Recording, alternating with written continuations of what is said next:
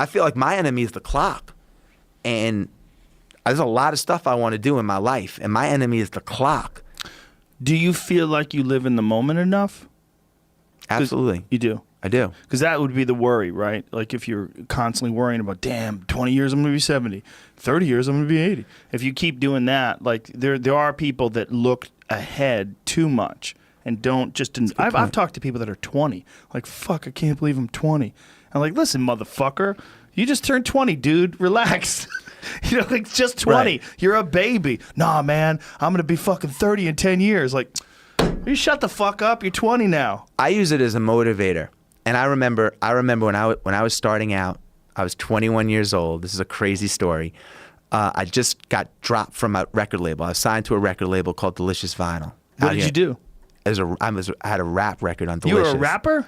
I was a rapper. Signed to Delicious with Tone Loc and Young MC. Oh, get the fuck out of here. So my album doesn't get picked. I don't get picked up for a second album, and I moved to New York City. I have 2 things on my resume: kiddie pool attendant, because I was a kiddie pool attendant, and rapper.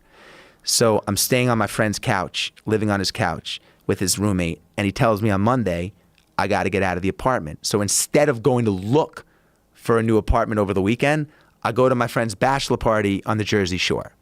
I'm at the bachelor party, I'm getting a drink at the bar, and I see this girl. I start chatting with her. She asked me where I live. I told her, actually, as of Monday, I have nowhere to go. She takes out a napkin. She writes her address on the napkin. I'm 21 years old.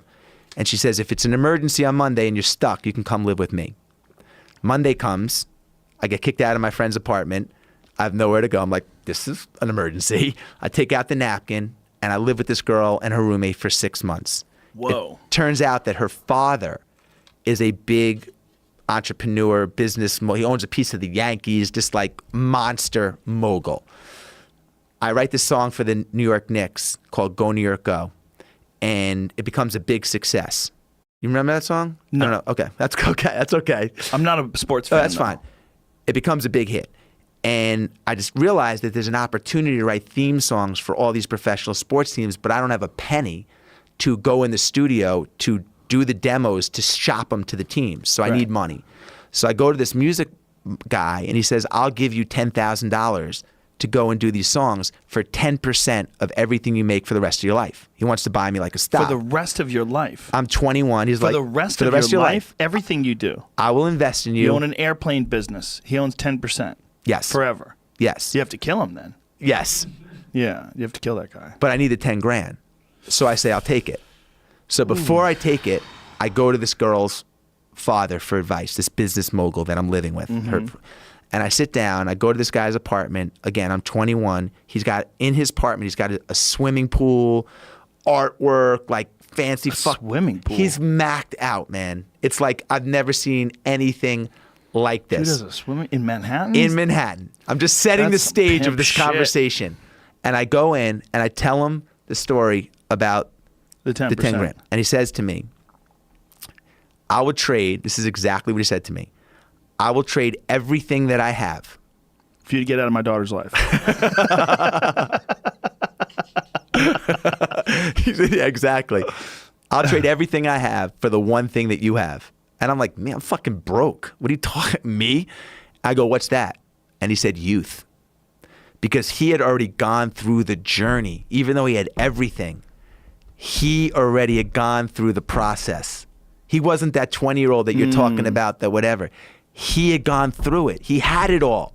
He missed the process, the journey of being you coming up at 20 and not know, like, here you are, but it was those were the years, man. Right. The first fight, the first this, like that's what makes you like, so, and that stuck with me, man. At 21 years old, it stuck with me, and realized that, like, man, I got to enjoy the process, and it's really never rubbed off on me, from me. Wow.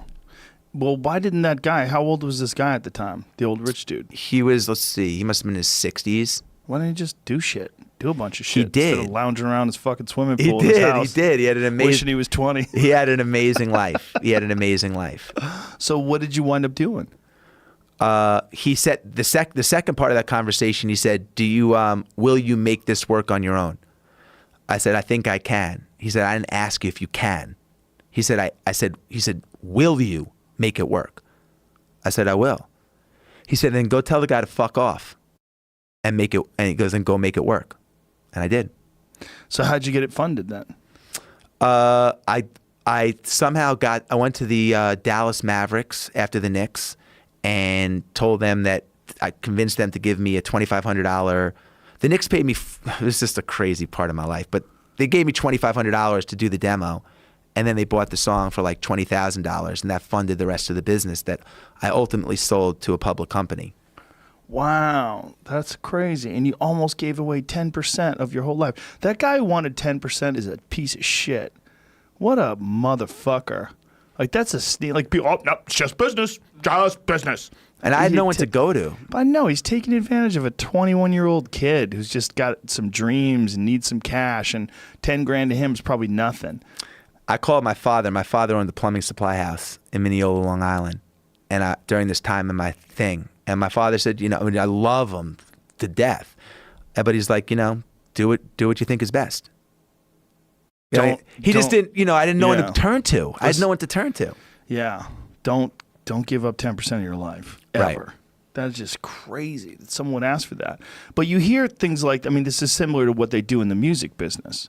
Like how the music business treats artists. They essentially sign you to these contracts and then take a piece of everything. They take a piece of if you do a movie. They take a piece of your live performances, your merchandise sales, everything. They just say, look, we'll help you out a little bit, but, you know, we want you. Right. Yeah. I mean, at least you're in a contract, though. But there's some creepy contracts that they used to do in the old days of Hollywood that were similar to that, right? They just take a piece of you forever. Yeah. When I signed my music deal, I didn't care. I was like, you can take whatever you want, man. Get me on MTV. Right. Of course. Yeah. Because you're young. Well, that's the whole idea. The reason why these exploitation contracts work is because in the beginning, you're just so desperate. And what you have is what they don't have. You have talent.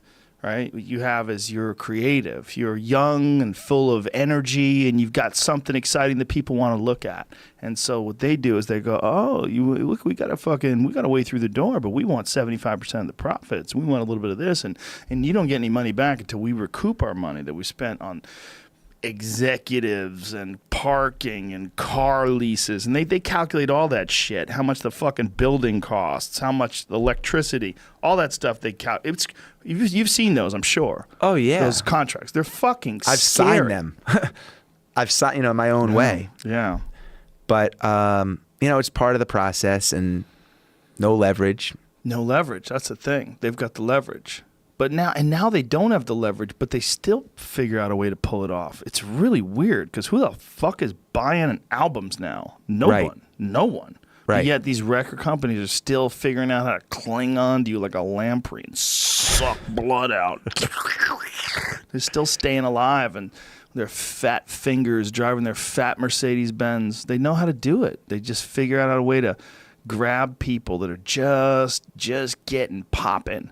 And just sign it, and then figured out a way to get in with these fucking streaming companies. Have you paid attention to any of that shit? A little bit, yeah. Oof.